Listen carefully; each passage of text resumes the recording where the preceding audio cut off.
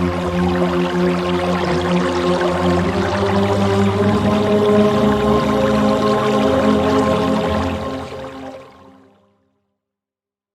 the name of the Most High, in this episode, I'm going to talk about spiritual journey. What is the meaning of spiritual journey? We believe that we have an origin. We have come to this material world. Spiritual journey is to return back from here, from this material world, to our origin. This return and going back to our origin is repeatedly mentioned in the Holy Quran. A wayfarer goes through this journey with the help of his or her insight and witness, and the person achieves divine proximity, closeness to God, and finally perfection. At this level, we say that the person has completed his journey toward God. Let's talk about those stages that a person has to go through them in order to reach the final destination. Scholars have various viewpoints in this regard. From one stage till 1,000 stages are mentioned by the scholars. However, when we study, we can conclude that probably all of them refer to the same fact and the same reality. However, it is brief, but it could be detailed and with expansion. Let me give you some examples. For example, some scholars say it is just one journey and one station, one stage. And that is to put your foot on yourself. This is the only station that spiritual journey requires. So when you remove your ego, when you remove your self-worship, yourself, you can reach your origin, your creator. This is the meaning of just one station for spiritual journey. The next viewpoint is two stations. Two station is manifested in the famous Islamic phrase, La ilaha illallah. There is no God but the only God. So as you see, it has two parts. There is no other God. So to remove anything else other than God, this is the first station. And the second station is to prove in both faith and also action the existence of God, following his instructions and achieving the goals that he has planned for us. So this is the second station.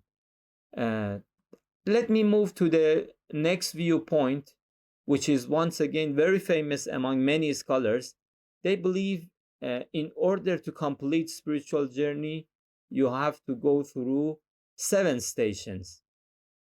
And the interpretations of these 7 stations varies based on the way that scholars explain spiritual journey and the stages that a wayfarer needs to go through those stations and stages. Just referring to one of the examples of 7 stations in the works of the famous Gnostic scholar Attar Neishaburi, he brings up 7 cities of love. Those 7 cities of love are nothing other than 7 stations that a wayfarer has to go through them in order to complete his or her journey. Khaja Abdullah Ansari mentions up to 100 stations for a spiritual journey.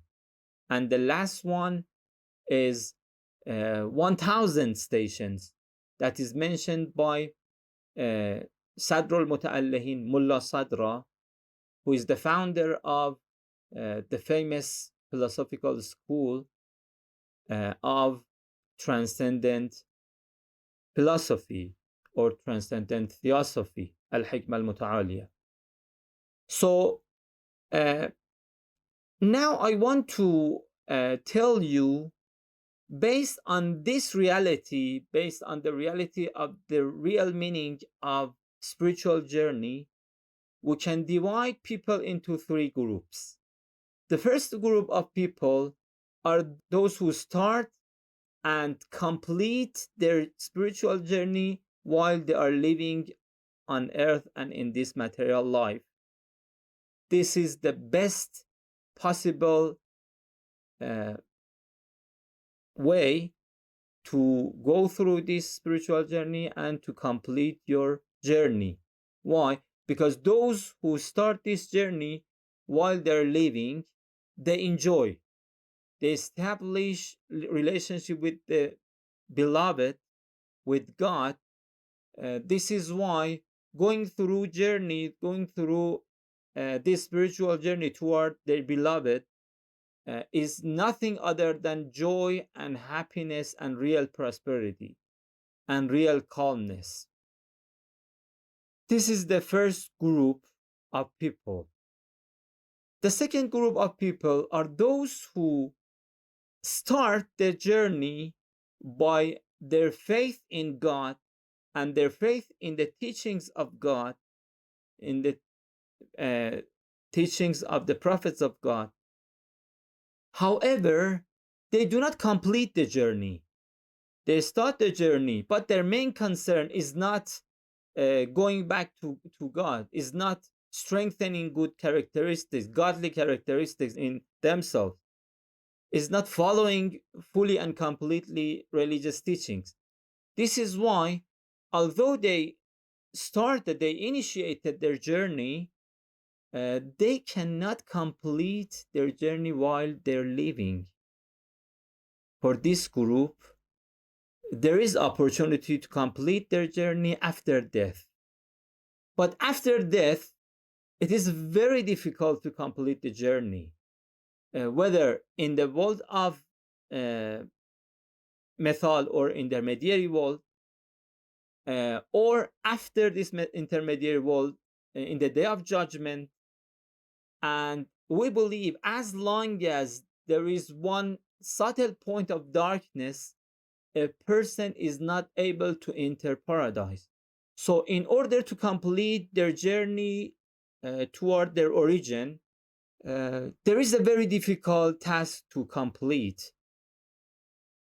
And the third group of people are those who have not started the journey, those who have no faith in God, they do not believe in God, they do not believe in religion of God. This group have not started their journey.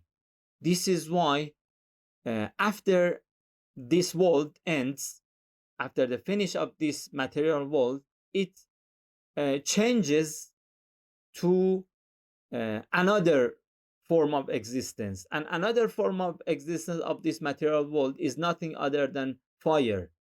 So by their own free will and by their own choice, this third group of people have chosen to stay in this material life that in reality is nothing other than hell. So because they have not started, even after death, they cannot continue their journey. This is why by their own free will and by their own choice, they have chosen to stay in this world of fire and darkness. So we have to try not to be from the third group, And if we are from the second group, try to change our status and become from the members of the first group. Thank you very much for watching and listening.